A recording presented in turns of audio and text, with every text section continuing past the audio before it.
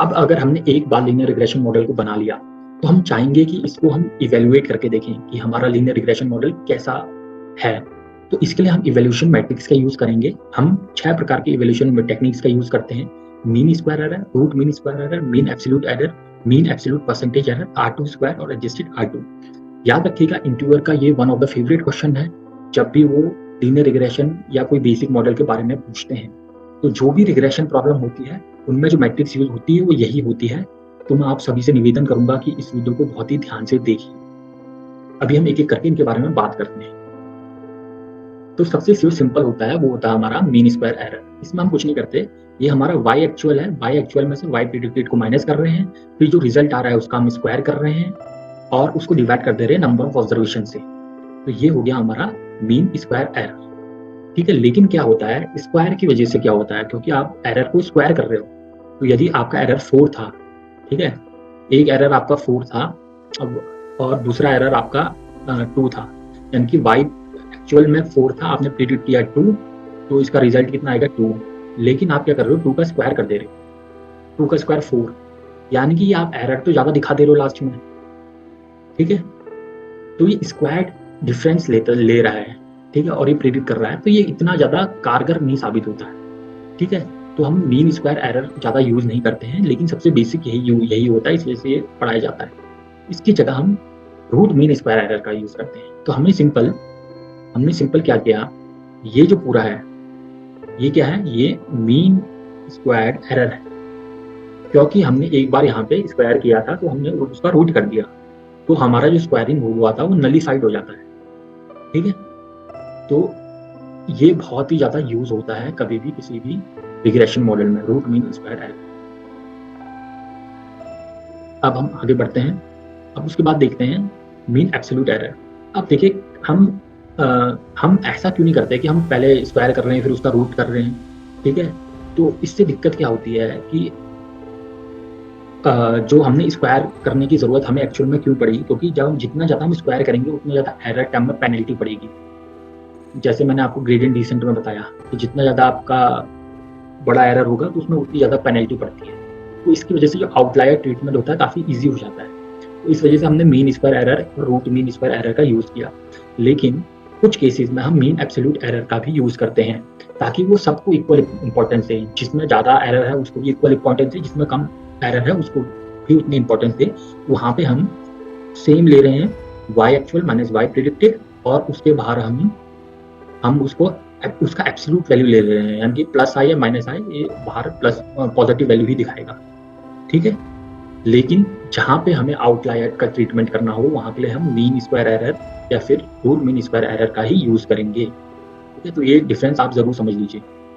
अब कुछ केसेस में क्या होता है कि हम परसेंटेज वाइज एरर देखना। अब मैं कह रहा हूँ कि 200 का एरर, मैंने एक गूगल का प्राइस प्रिडिक्शन किया कि गूगल का स्टॉक प्राइस 200 जाएगा, उसका जो एरर आ रहा है वो 200 आ रहा है।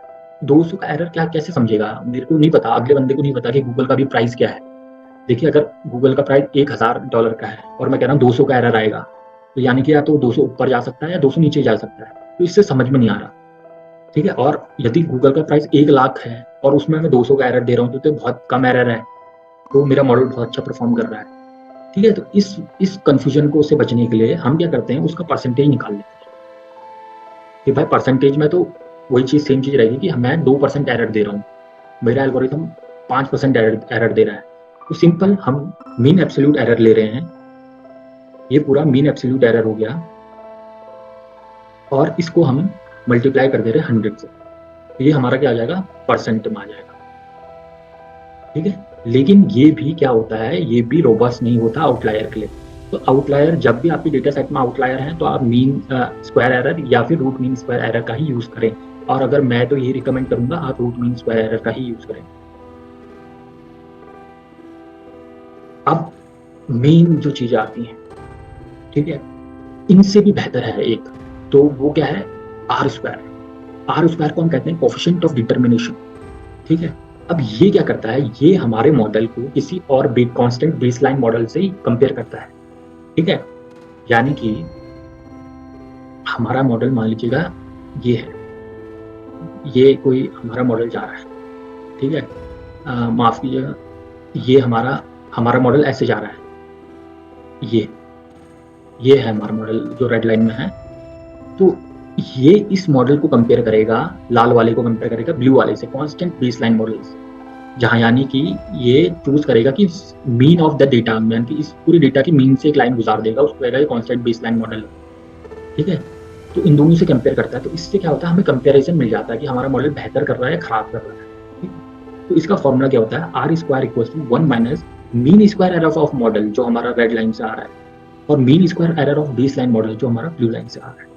ठीक है, अब इसका मतलब क्या होता है, यदि इसकी जो वैल्यू होती है वो नॉर्मली 0 से 1 के बीच में आ रही है, तो यदि मेरा आर स्क्वायर 0.3 आ रहा है, इसका मतलब क्या है कि जो मेरा y है, जो मेरा y प्रिडिक्ट किया है, वो 30% हमारा x को प्रिडिक्ट कर सकता है, 30% ऑफ x को प्रिडिक्ट कर सकता है। यानी कि आर स्क्वायर जितना ज्यादा अच्छा होगा, 1 के जितना ज्यादा करीब होगा, उतना ज्यादा बेहतर होगा। अब हम चलते हैं एडजस्टेड आर स्क्वायर को। अब देखिए, आर स्क्वायर में एक बड़ी दिक्कत थी। आर स्क्वायर क्या करता था कि जब भी हम किसी मॉडल में नंबर ऑफ फीचर्स बढ़ा देते थे, तो आर स्क्वायर अपने आप ही बढ़ने लग जाता था, यानी कि चाहे वो फीचर काम का हो या ना काम का हो। ठीक है, जैसे हाउसिंग प्राइस की अगर हम बात करें, तो एक हाउसिंग प्राइस में मैं कहता हूँ कि एक फीचर ले लेते हैं कि हाउस की जिस एरिया में वो घर मिल रहा है, उस एरिया में जिस एरिया में वो घर मिल रहा है, उस एरिया में कुत्ते बिल्लियां सस्ते में मिलती हैं। ठीक है, तो ये क्या कोई लॉजिक बनता है किसी का घर लेने का, कुत्ते बिल्लियां सस्ती मिलने का?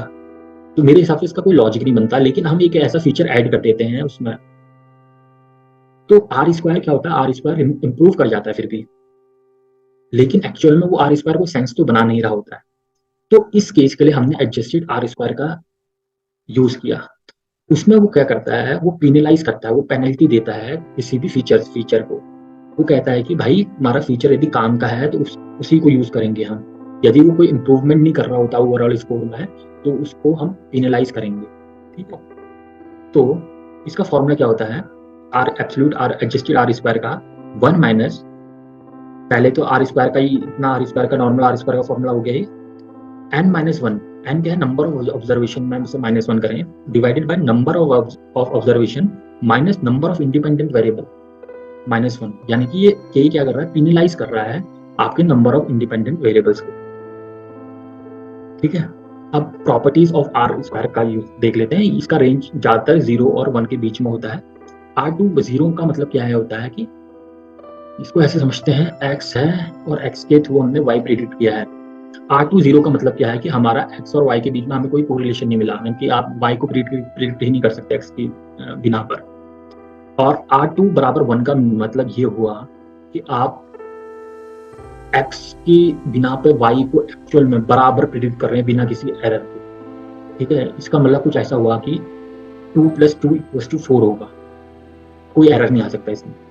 ठीक है, और R2 बराबर 0.2 का मतलब क्या होता है, 20% of variance of y is predicted from x।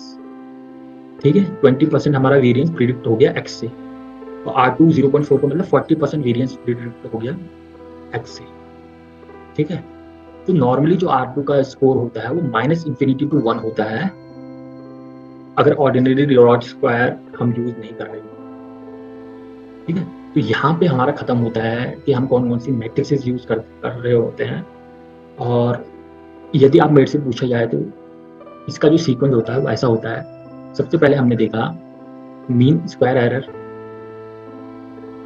फिर रूट मीन स्क्वायर एरर, फिर मीन एब्सोल्यूट एरर,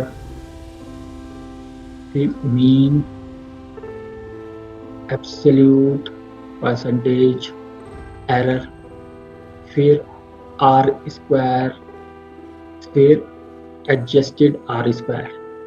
ठीक है, तो हम ये 6 यूज कर रहे होते हैं। अब हम 6 कब कौन सा यूज करेंगे, जो बेसिक हमारा लीनियर रिग्रेशन मॉडल बन रखे होते हैं वो हमारे इसके बेस में बन रखे होते हैं। ठीक है, तो हमेशा मीन स्क्वायर एरर तो लगाना है, आपको निकालना ही चाहिए, लेकिन जो सबसे बेस्ट होता है वो होता है रूट मीन स्क्वायर एरर। ठीक है। ये दोनों रोबस्ट होते हैं आउटलायर के लिए, ठीक है। यानी कि यदि आपके पास डेटा में कुछ आउटलायर्स हैं, ठीक, आउटलायर्स मतलब कोई अनइवन वैल्यूज आ गई आपके डेटा के बीच में, तो उसको वो ज़्यादा पेनल्टी देंगे वो, ठीक है। तो ये उनके लिए बहुत अच्छे होते हैं ये दोनों। तो आपको ये दोनों हमेशा यूज़ करने हैं, क्योंकि आप मीन स्क्वायर एरर के बाद रूट फंक्शन यूज़ करेंगे तभी आप root mean square error use कर सकते हैं। अब देखिए मीन एब्सोल्यूट और मीन एब्सोल्यूट परसेंटेज एरर, जहाँ पे आपको परसेंटेज में दिखानी हो चीज़ें, वहाँ के लिए आप यूज़ कर सकते हैं। इतना ज़्यादा अच्छा नहीं होता है ये, ठीक। आप अवॉइड ही करें इन दोनों को यूज़ करना। उसके बाद R2 हम जब कांस्टेंट बेसलाइन मॉडल के थ्रू अपने मॉडल को इवैल्यूएट कर रहे हैं, तो वहाँ R2 का यूज़ किया जाता है। एब्सोल्यूट R2, क्योंकि इसमें नंबर ऑफ फीचर्स यदि हम बढ़ा दे रहे थे तो हमारा R2 इंक्रीज कर रहा था, R2 इम्प्रूव कर रहा था, इसमें वो उसको पिनलाइज कर देगा। तो यदि आप मेरी मानो तो सबसे पहले आप मीन स्क्वायर एरर यूज़ करें, फिर रूट मीन स्क्वायर एरर निकालें, फिर आप R2 और एडजस्टेड R2 निकालें। तो ये एक तरीके का सीक्वेंस है जो मैं फॉलो करता हूँ और मैं चाहूँगा कि आप भी फॉलो करें। तो आशा करता हूँ कि आपको ये जानकारी बहुत अच्छी लगी होगी कि कौन-कौन से हम मैट्रिसेस यूज़ करते हैं किसी भी रिग्रेशन मॉडल में। यदि आप यहाँ तक मेरे साथ वीडियो में बने हुए हैं, तो मैं आपसे यही निवेदन करूँगा कि इस वीडियो को ज़्यादा से ज़्यादा शेयर करें। यदि सब्सक्राइब नहीं किया तो चैनल ज़रूर सब्सक्राइब करें।